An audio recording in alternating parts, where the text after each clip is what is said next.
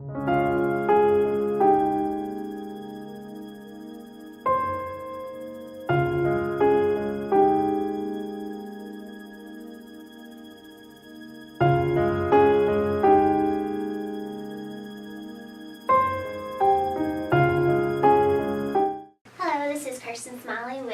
Tribble and Allison, Joesph. I'm just going to ask you a few questions today. Sure. Allison, reading your poems, you can really feel the confidence within your words. Do you portray that same confidence in life?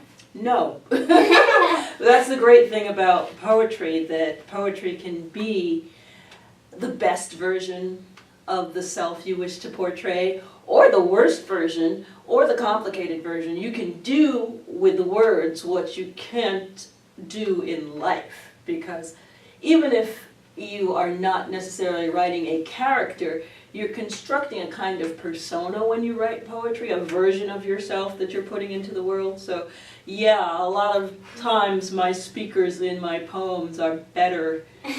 They do the things I wish I had done. That's okay. Did you always have this in your writing, this sort of confidence? No. Actually, I think I started writing because I lacked confidence. I started writing because I came from an environment, a family where, children should be seen and not heard. A lot of us heard that growing up. So writing was my way of getting around that. So I didn't start writing out of confidence. I probably started writing out of a lack of confidence. And there's a transition a writer goes through between being just the sort of writer that writes in a notebook and hides it away and never shows it to anyone, to someone who owns their own truth and puts their work out there for better or for worse. John, how do you separate your writing as a poet from your role within editing and reporting? Well, I work hard at trying to figure out what it is I'm not reading as an editor. And I had a friend once say to me that editing teaches you what not to write. And to a great degree it does. It makes you aware that if you're going a certain direction that you've seen before in the writing that you read as an editor, you need to mix it up some. You need something that is fresh and new, or like the book that I wrote, God of the Kitchen, so much of that was driven by, I know so many people have the experiences that I write about in fast food, working as a teenager, but writing about it I had not seen. Mm-hmm. So it was interesting to take that on. Of course. Allison, is all of your poems within Confessions of a Barefaced Woman based on your own life? Pretty much. That is pretty much. I don't think there are any entirely, completely invented scenarios in that book. There are flights of fancy, like there's a poem in there called Janis Joplin Visits Cheerleader Camp. But even that has a basis in reality. I teach at Southern Illinois University, and on the summer on campus all these camps come through, and there was one time when a cheerleading camp, they were blasting out a Janis Joplin song and doing cheerleader moves to it, and that irony struck me so hard, because if you know anything about Janis, she was reviled by that sort of person when she was growing up. So I thought, what would Janis say if she saw these girls doing cheerleader moves to her music? So that's not directly about me, but it was me putting together these two different things that I observed.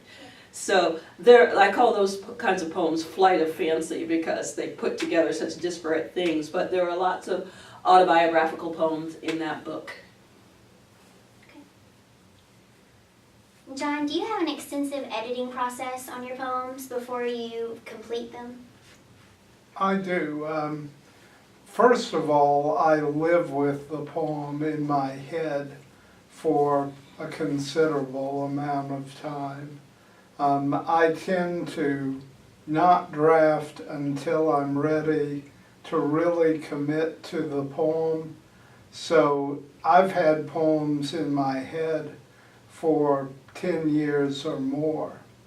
But then when I do get it onto the page the first time, I know that I'll be revisiting it, seeing if there are ways that I can push it farther, if there are elements that I didn't get onto the page, and also simply editing it for the purposes of the poem.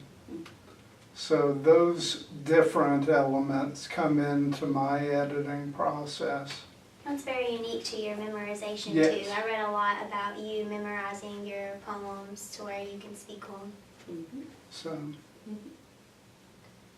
Allison, you grew up in the big city of New York, Mhm. and it's very different from obviously the small town of like Owensboro. Mm-hmm. Do you think that that experience is significant to your writing? It is. I was born in London, lived in Toronto as a very small child. I claim New York as my hometown, but then I went to college in rural Ohio. My undergraduate college was much like Russia. Even in a much small, it wasn't even a city, it was a town. Kenyon College in Gambier, Ohio. But the thing about Kenyon, and the reason I went there, is that it has a reputation for writers and poets.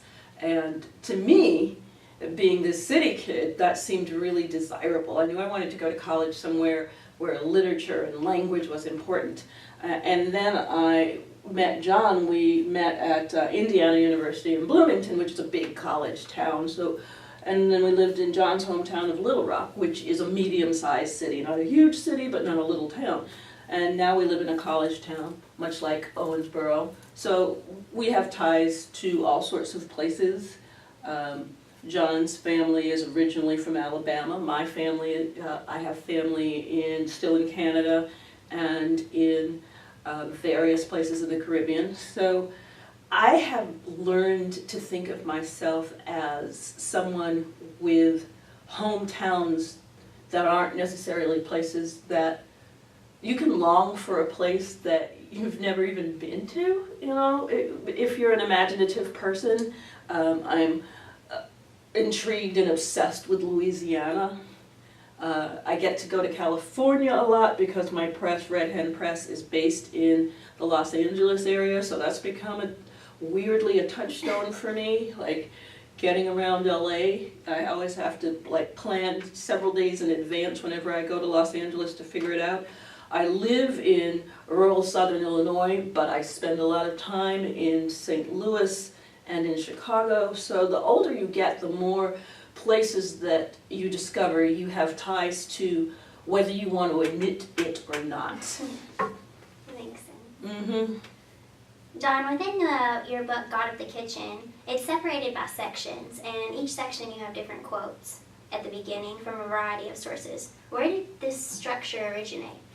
well, as I was working on the book, I kept coming across a lot of different types of research materials, and some of them, like the Julia Child quote that comes at the very front of the book about meat, it just seemed to fit so well. And of course, quite a bit is drawn from Colonel Sanders' life. Yeah. And like the Rotary information, he was a big Rotarian in his life. Some of the information about his the listing that went on for his original restaurant, the information from Upton Sinclair's The Jungle, Mm-hmm. which happened to be about chickens walking across a pool of grease. Just seemed to fit this book so well. And also, I think I wanted to explain what a type of burn was.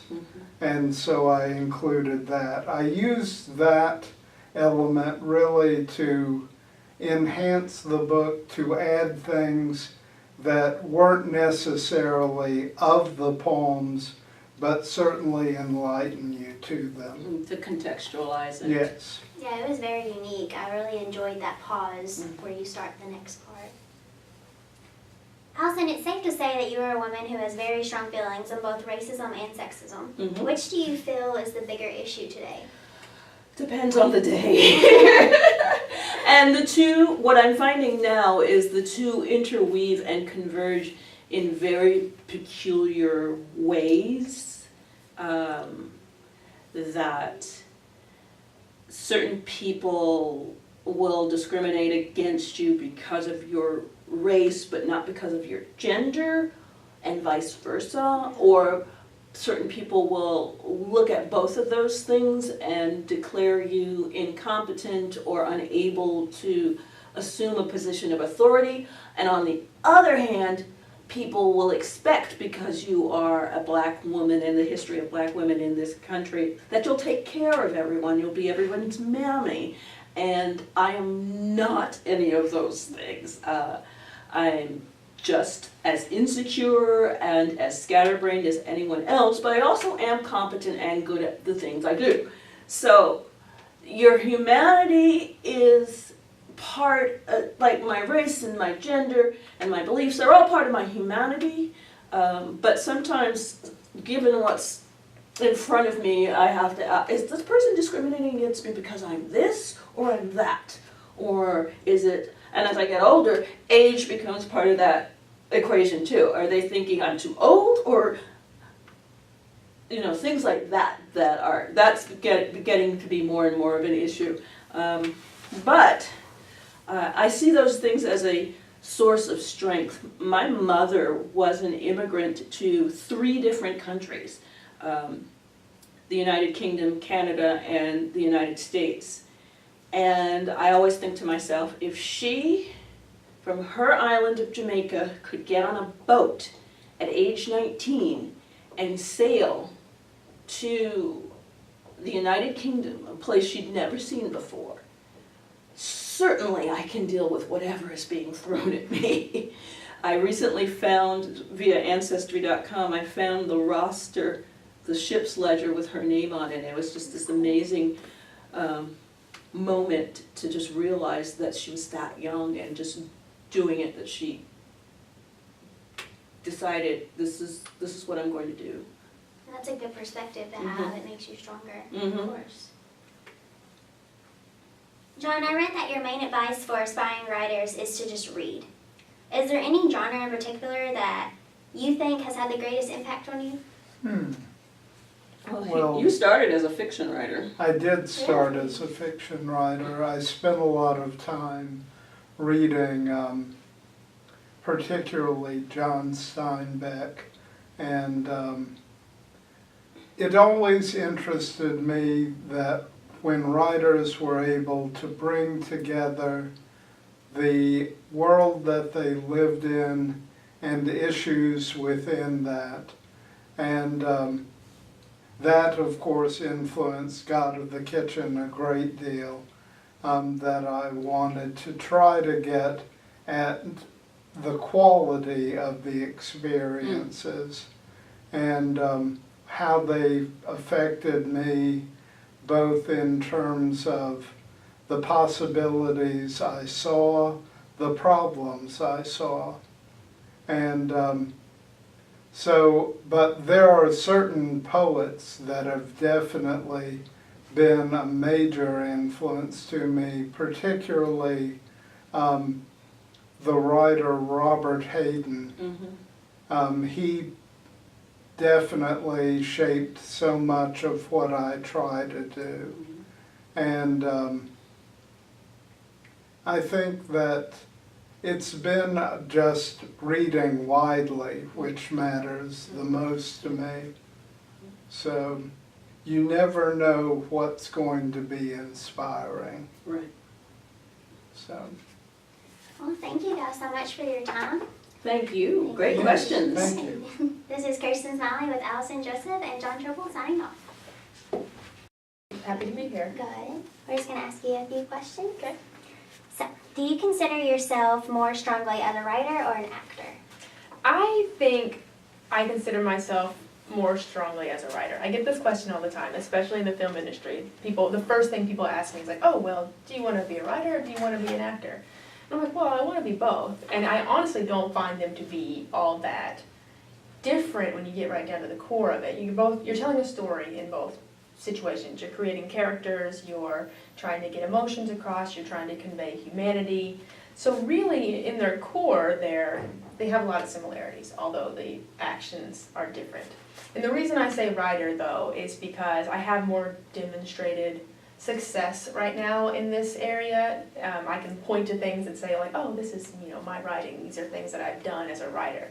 Where acting is a little harder to get your feet in. It's harder to get started. And I have things that I do, and I work all the time. I make more of my income acting. But as far as like demonstrated success, I feel like writing is a little more easy to point at in that way. That makes sense. How does your love for film influence the way that you write? Well, the novel I'm working on is all about working in the film industry, working as a stand-in, which is a person who, I worked as a stand-in for many years. It's a person who looks like one of the main actors. So you go in first and you do all the scenes, and they set up all the lights and they set up all the sound. That way the actor can just walk in and do it without any interruptions. So the whole novel I'm working on is from the point of view of a stand-in. And so I'm kind of merging my two loves here, telling a story about working in film. So I think they both influence each other a lot. Oh, and that's fun too, to write about something that you've been doing for so long. Yeah. So as an author primarily with your works online, do you feel as though your stories circulate successfully? Yeah, I honestly don't know the numbers of readers when it comes to stories in print. I have a few in print, and I assume they get I sometimes will get emails from people who read my stories in print. Whereas with online, you can actually look on sometimes and see how many people have visited the website, how many people have shared it. So there's a little bit of an immediate validation there when it comes to online. You can see people, you can see comments, you can see shares, you can see the actual numbers of who's reading. And I think you get a wider spread. I had one piece online that I know had a ton of readers in Italy and France, and but with print you never really know. You don't unless you get like a piece of fan mail. You never know if anyone's ever read it. Yeah, that was my next. I was wondering like the process of being able to know who reads it and how does that come to you? Well, I usually hear from people that I know who read it, who just want to tell me they liked it. I do sometimes get emails from people who just were able to find my address through my website who have read my work, but most of the time I don't know who's read it and who hasn't. Because if you get something in a journal, like I just had a piece in the normal school, really only the people who receive the normal school are going to get to read it, and they might not even read it, they might not read that whole piece for whatever reason. So there's no way to know really who's read it. Okay. I was just kind of interested in that because we haven't really had any writers that have so much online versus the older people that just have print. So it was kind of fascinating. Yeah, I like the response you get from online. Yeah. I was kind of interested in your freelance editor title in your work. Do you have any interesting stories to share from doing this work? Well, with editing, a lot of the stuff I was doing was academic. My hope was to get to the point where I could make some money doing short stories and novels and stuff. But just for a little while, I was doing some freelance editing with a person I went to graduate school with. We started a little editing group, and most of it was academic papers. So they weren't that exciting, and they weren't necessarily like English papers either. They might be a paper on like a sociology paper or a scientific paper. And they're hard work because a lot of time those people aren't necessarily the best writers. They haven't had as much practice with essays and how to just put together your thoughts, and a lot of plagiarism. Even with grad school, I had to really stop and be like, listen, I can't, you just copied and pasted this multiple times, the same section multiple times. You plagiarized what you wrote in the first page. And a lot of people would want you to ghostwrite their papers for them. And they'd say, oh, well, I want you to rewrite all of this. I'm like, I can't do that. I'm not going to do that for an academic paper. If it was a blog post, sure. But like, I'm not going to write your grad school thesis for you. Yeah. That's not okay. Well, we can end with today. Just what's your overall advice for future writers? I think keep trying. Don't get discouraged. I was writing for a year. I got my first publication maybe 3 years ago, a year through graduate school. I hadn't published anything in undergrad, and more than once I thought I was going to quit and become a veterinarian or something. And kept trying, and it will come. And then once it starts coming, it will keep coming. It's not, you just can't quit, I think, is the main thing. Well, thank you very much for your time. I appreciate it. You're welcome. This is Kirsten Smiley and Kari Shemwell signing off.